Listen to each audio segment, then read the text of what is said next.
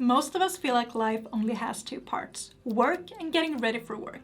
Every day we come home exhausted, end up on the couch, take out our phones, tell ourselves we're just going to check something real quick. 2 hours later, we're interrupted by hunger.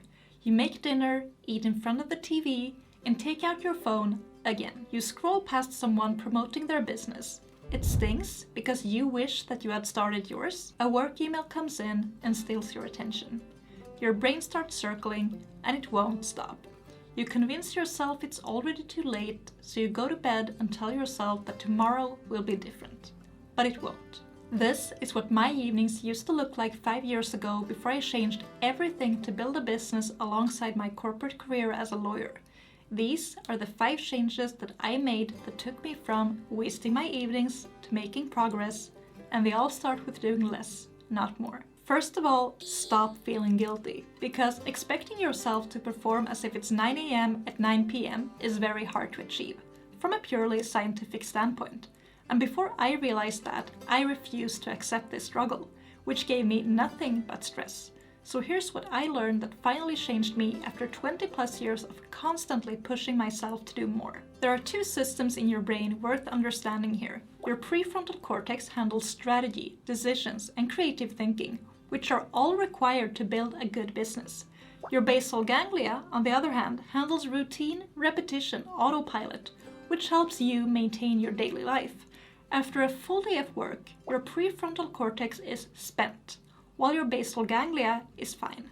That is why you can cook dinner, but working on your business feels impossible. This isn't you being lazy. You're just forcing the wrong system at the wrong time. And today, I'm asking you to stop, because building a business on that will be a stressful, misaligned, and crappy business that you don't want.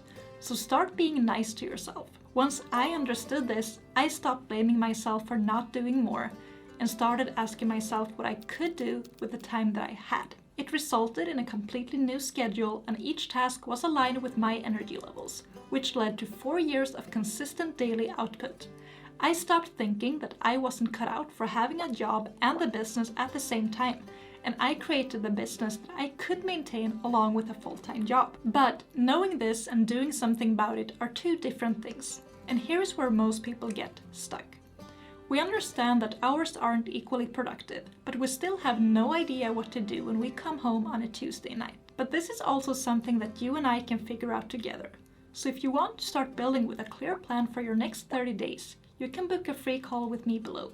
You'll find the link in the description. Most people are stuck because they are too tired to think straight. So they spend their evenings on autopilot doing the bare minimum and never get to the rest. But this isn't going to take your life where you want it to. And for a lot of people, feeling like life is on autopilot is exactly why they want to change. So here's how you can start thinking about your to-do list to spend less time and get more done. Every task should fall into one of 2 tiers.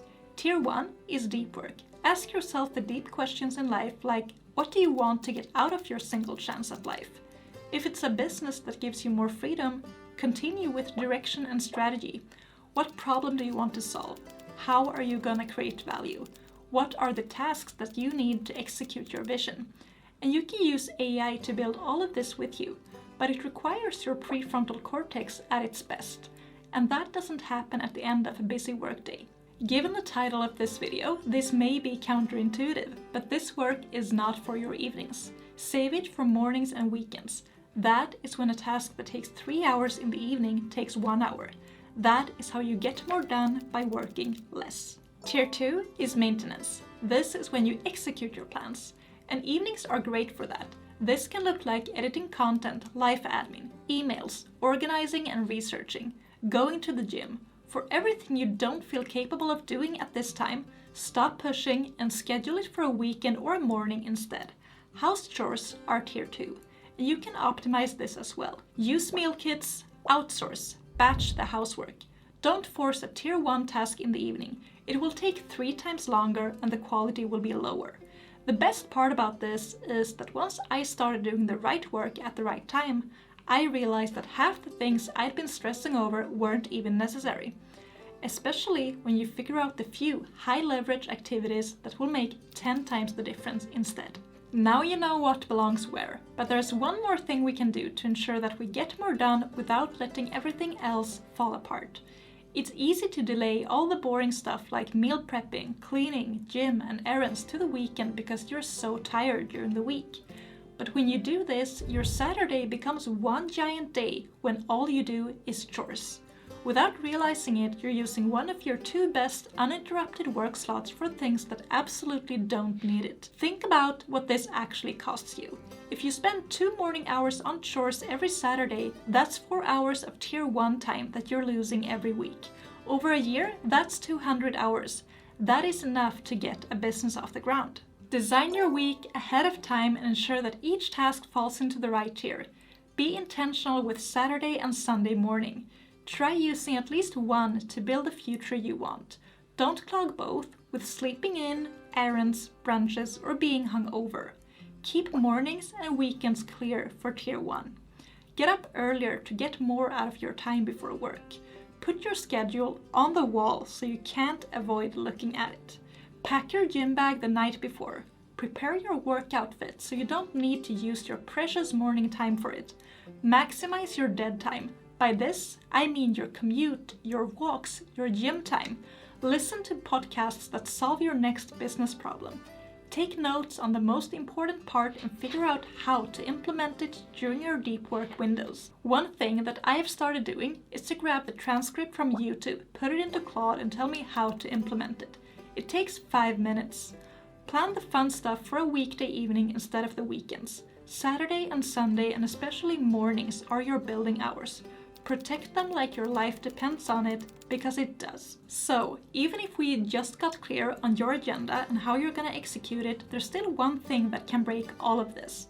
Because the moment you start protecting your time, other people will try to steal it. And oftentimes, we are too used to it, so we don't even see the problem. But imagine a friend who wants to hang out with you on a Saturday night. So you hang out, you drink alcohol, and you're hungover by Sunday morning. So nothing gets done. Next weekend, your family wants a gathering, but you want the full day to yourself because you have learned the hard way now that as soon as you schedule something that involves other people, the entire day becomes about that and it steals your focus. But you don't know how you're gonna say that in a nice way, so you still say yes. On top of that, your corporate job is turning into a 24/7 thing. A colleague sends a Teams message asking you to share a file at 7 p.m. It is such an easy task and it helps them move on, but it also steals your focus. Your boss sees you online and asks for a quick chat. You spend weekends catching up on the work you didn't get done during the week. Every time you say yes because you don't want to be inconvenient and say no. It's easier to just do the thing instead of explaining why you can't. But every yes steals your attention, and to build the life you want, you need to pay attention to what you want. So you need to start saying no to everyone else. 5 years ago, I said yes to everything without questioning it. But when I got clear on what I wanted and what I needed to do to get there, I started saying no a lot more. I realized that the social life I had was keeping me stuck, and that other people's opinions rubbed off on me, which didn't really serve the person I wanted to be. With family, you need to be more careful, but pay attention to how you feel after spending time with them. Do they energize or drain you? If they drain you, cut back on the time you spend, but make sure that you're being nice about it. They don't see your long-term vision, and you can't expect them to do that either. Work boundaries are even more important. Don't look available outside of working hours. When you are online and reply to emails at 10 p.m., you're setting an expectation. People will appreciate that from you the first time, but then it becomes the new normal. Don't let your job swallow the little time you have to yourself. Protect your time like it's your greatest asset, because it is. An unproductive evening isn't a failure, it's just data. Reschedule the task that made you procrastinate and give yourself a break. Sometimes the best thing you can do for yourself is to not optimize your time. Don't measure your productivity day by day. And don't guilt yourself over a bad evening. Things happen, and it's exactly why it's better to make the most of mornings and weekends instead. That time is higher leverage and you're not forcing an exhausted brain. Instead of asking yourself if you wasted your evening, focus on this. Did you move your business forward this week? Did your weekend stay protected for deep work? Make sure that you keep one evening completely off. so you can make this last in the long term. Because if the rest of the week is structured enough, it becomes easier to stick with. Design a system that works for your bad days too. Here's what this looks like in actual numbers. So if you can stick to working on your business consistently for 3 evenings a week and protect your weekends for that as well, that is 15 hours a week.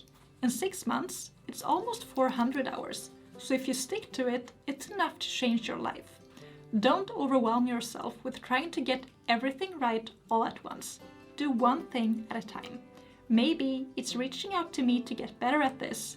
Maybe it's doing housework on a Thursday instead of a Saturday. You don't need more willpower after work. You need to figure out how to stick with things when the willpower is gone, which is how you're gonna stay consistent for years. And if you're thinking about building on the side but worry about saying no to the people around you, watch this video next.